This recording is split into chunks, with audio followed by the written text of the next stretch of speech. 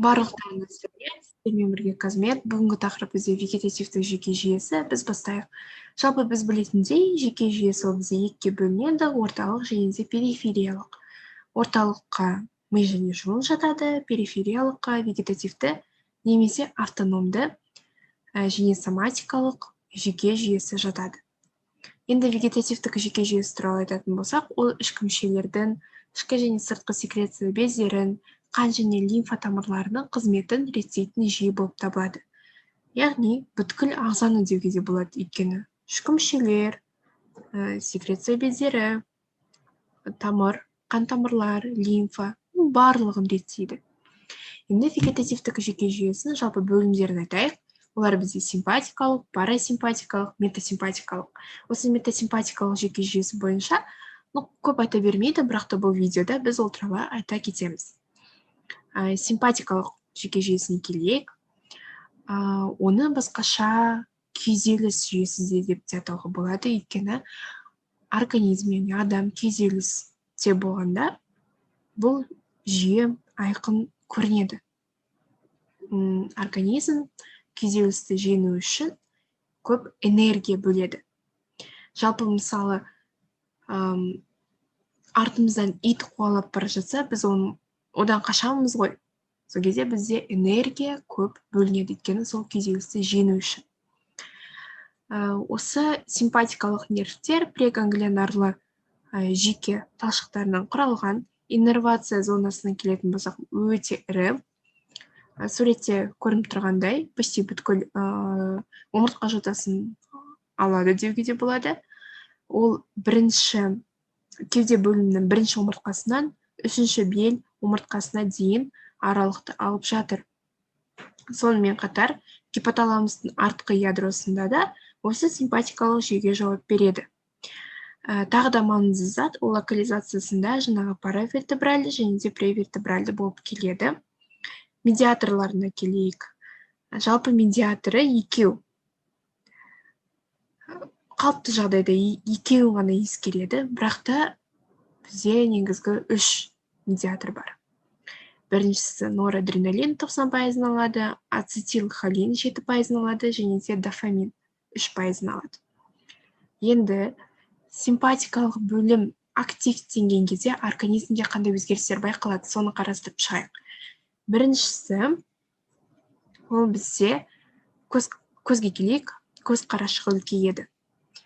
Мысалы, біз бір ұнаған затымызға, немесе ұнаған адамға қарасақ, көзіміздің қарашығы үлкейеді. Содан кейін көз жас аппараты. Бұл жерде ешқандай айырмашылықтар болмайды. Енді сілекей бездерінде бізде айырмашылықтар болады. Сілекей бұл жерде аз мөлшерде бөлінеді. Мысалы, бұрынғы кезде детектор лжи ретінде адамға құрғақ піскен күріш береді. Егер адам қобалжыған кезде, ол қалып қалады. Себебі сілекей аз бөлінеді. Осыдан кейін адамдар жаңағысыны жазалаған, солай кәдімгідей жазасын тартқан. Өйткені ол неге қалып қалды? Өйткені сілекей аз бөлінді. Сілекей неге аз бөлінді? Өйткені қобалжыды неге? Өйткені бірдеңе жасап қойды деген оймен. Жүрекке келетін болсақ, оның жүрек соғуы жаңағы жиілеп кетеді. Өкпеде демалу жиірек болады. Бірақ та исключение бар, әрине, ол асқорты жүйесі. Бұл жерде барлығы баяулайды. Мысалы, артымыздан жаңа ит қуалап кетіп бара жатыр деді, қуалап жатыр. Ол еще алабай болса, тіпті біз қатты қорқамыз.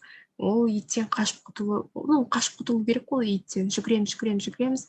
И сол кезде біз тамақ туралы ойланбаймыз ғой. Мүлдем ойланбаймыз.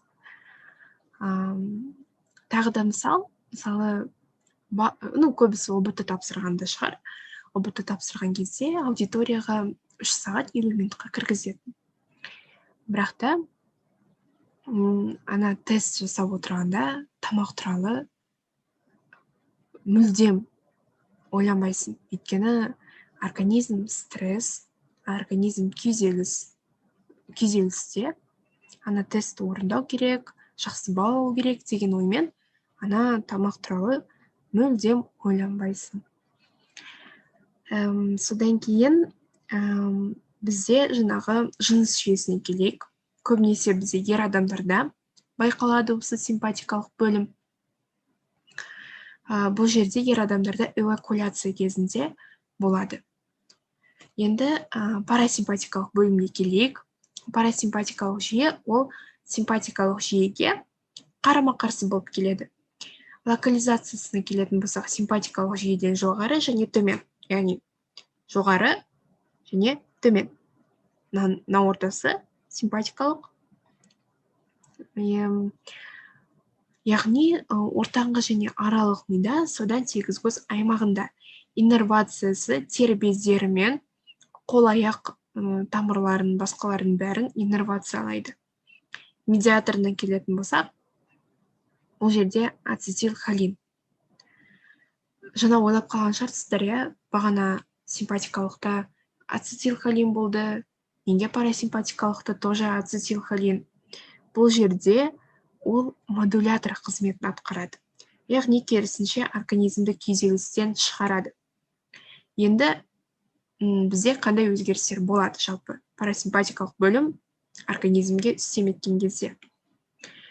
Көз қарашығы кішірейеді, көз жасы аппараты белсенді болады, сілекей бездері активті болады.